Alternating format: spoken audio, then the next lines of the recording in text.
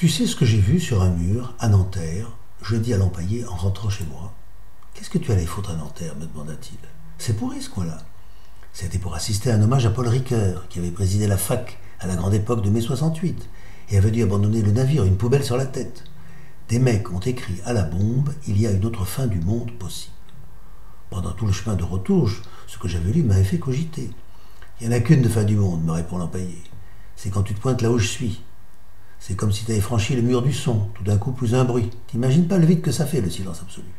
En plus, t'as même pas besoin de t'occuper de toi. Normal, t'existes plus. On t'a tout piqué, sauf quelques souvenirs, et pas les meilleurs, qu'on t'a laissés comme un os à ronger pour l'éternité, pour que tu tiennes tranquille des fois que ça te manquerait l'époque où tu étais vivant. Je trouvais que c'était pas mal, moi, ça, de vivre sans contrainte, juste avec 2 ou 3 vieilles histoires dans la tête dont on connaît déjà la fin. Fini cette agitation stérile qui pourrit le quotidien avec comme seule perspective celle d'espérer souffrir le moins longtemps possible avant de crever. Autant sauter tout de suite les étapes intermédiaires, puisque la destination finale est connue de tous. Mourir plutôt crever, comme disait l'autre. Bien sûr, Camus, l'un de mes maîtres à penser, était contre le suicide, qu'il assimilait à une suppression de la conscience. Moi, je roulais sur les jantes, et la perspective de m'attaquer à un nouveau roman achevait de me plomber le moral. On ne prend les bonnes décisions que le ventre plein. Je décidai alors de me taper un menu Maxi Best-of. C'est pas que je trouve ça bon, la junk food, mais ça cale, et on n'a pas à réfléchir à ce qu'on va bouffer. Quand il rêvait à l'au-delà, papa Hemingway, lui, se voyait au Ritz, place Vendôme, en train de se siffler 51 dry martini à la suite, et de partir sans payer, comme il avait fait le 25 août 1944, quand il était allé libérer le bar du Palace en question, que les Allemands avaient déserté depuis longtemps. Moi, c'est au McDo, place Pigalle, que j'ai entrouvert la porte du paradis. Chacun fait avec les moyens du bord, que voulez-vous. C'était une petite forme rabougrie assise sur le trottoir, à même le sol, à côté de Ronald McDonald, le clown orangé et rouge de la boutique. Elle tenait un gobelet métallique à la main. Un grand voile marron, graisseux, la couvrait jusqu'aux pieds.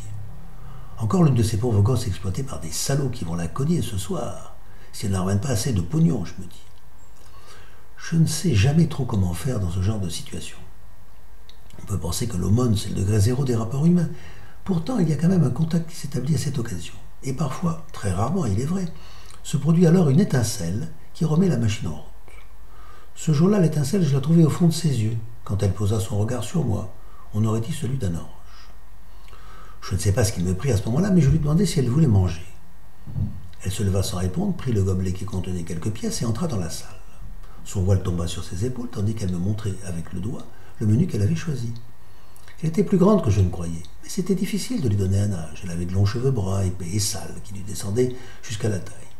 On s'assit à une table, derrière une vitre qui donnait sur la place Pigalle, toujours sans parler. Elle posa son gobelet à côté d'elle. Elle mangeait calmement, comme si elle n'avait pas faim, mais elle finit tout. Puis sans rien dire, elle se leva, poussa la porte et retourna s'installer sur le trottoir. Quand je rentrai à la maison, je racontai mon histoire à l'Empaillé. Cet animal, c'est ma mauvaise conscience. Tu te rends compte? Même pas merci, même pas un sourire, je lui dis. Rien. C'est normal. Tu n'as fait que payer pour les autres, les salopards qui t'ont tout pris à cette pauvre fille. Et encore, tu t'en es tiré pour pas cher avec ton cheeseburger.